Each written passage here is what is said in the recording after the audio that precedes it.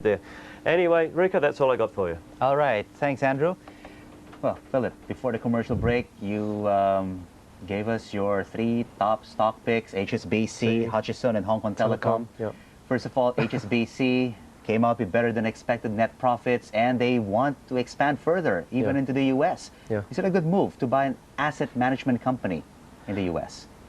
Well, no, you see, the plan by HSBC is always to expand in the US. I mean, to integrate the operations in the US, right, and also make strategic infill sort of acquisitions when they could. Could this take place before year end? This acquisition of an asset management company Easily, in America? yeah, depending on whether it's the right one.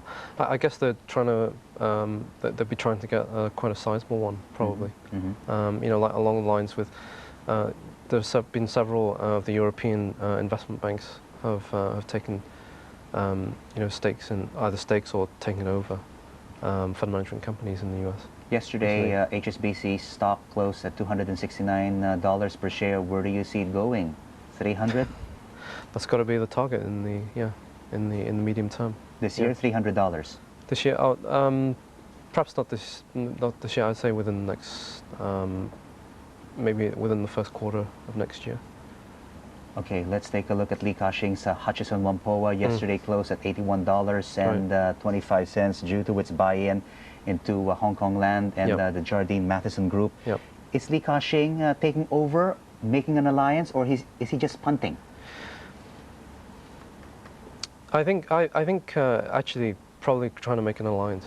My guess is right, but you see, because it's a 3% stake, it's neither here nor there, right? But it's obviously created a lot of interest, and of course. Would he want a board seat in these two companies? Would he want a board seat? Yeah. That's not really. I don't think he's really too bothered about a board seat. I think what your previous commentator was alluding to, that perhaps he was trying to get hold of some. Assets. That's more likely. Seems to me. Assets in Hong Kong Land. Yeah. Prime real estate in the Central Business District. Because he's tried twice before, right? You know, in '87, '88, right? And in '88, it was basically like Greenmail. I mean, he had to sell back the shares to the Keswick family through JSH, and so at a higher price. So he got out of the investment very nicely.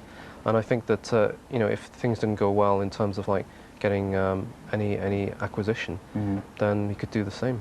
Di Wong from BT Fund Managers this morning on Business Today said he sees Hutchison Whampoa reaching the century mark maybe in the near to medium term. Would you agree with him? Yeah, I think it could easily reach that, because Hutchison it's now rated pretty highly. I mean, it's about 27 times 97 earnings, but it has underperformed the market in the last couple of years. Only in this year, with this performance that we've seen recently, is it now outperforming the HSI in '97. All right, Philip, we'll continue our discussion in just a moment. Sure. And as we mentioned, banking giant HSBC Holdings hopes to expand its empire by buying an asset management company in the U.S. Andrew Brown is here with more details on that story to watch. So they want to get bigger and bigger. Well, Rico, you've said much of it already, but I can provide a few more details. HSBC thinks it's worth getting into the U.S. mutual fund market. At the moment, it isn't much involved there.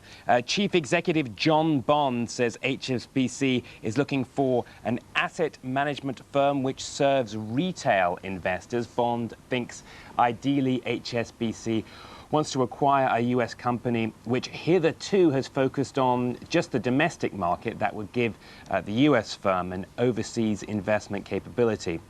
Bonds emphasized this doesn't mean a switch in overall strategy. HSBC still wants to limit its exposure to the equity markets. Bond says he's leery of allowing investment banking profits to exceed 12% of the group's total earnings. Some banking analysts have been saying revenue from Asian-based investment is beginning to slow, so that could explain why the company's looking further afield now.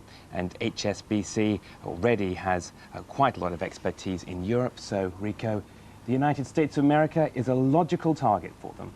All right, thanks, Andrew. And maybe we could also ask Philip. Philip. I'm getting confused with all the names. Andrew Brown, Andrew Stevenson, now Philip Chan. I'm sorry about that. When do you expect their South American operations to contribute to their bottom line? Well, they've said it's going to take a bit of time anyway. Yeah, but you could because they plan to sort of do quite a bit of restructuring down there, which they've already, knowing Hong Kong Bank, they've started already. And I've spoken to some analysts, and they've said that eventually they also see HSBC Holdings expanding its insurance business up from 5% maybe to about 10 to 15% of its business. Yeah.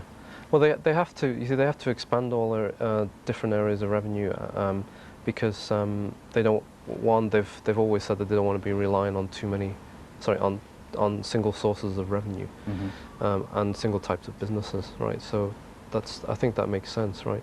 Before, I mean, like in '92, at the time of the Midland Bank takeover in the UK, they were, almost wholly relying on Asia, and now it's skewed to like in Europe, at least they're getting something like 30%, almost 30% of the profits, group profits, now because of the Midland Bank takeover, and so I expect that to diversify even more. All right, Philip, Andrew, we have to take this short break, and straight ahead on CNBC's Morning Call, more food aid on the way to North Korea amid admissions that children are in danger of starving. And Montserrat's deadly volcano threatens the Caribbean islands' safe zone. These and other stories next.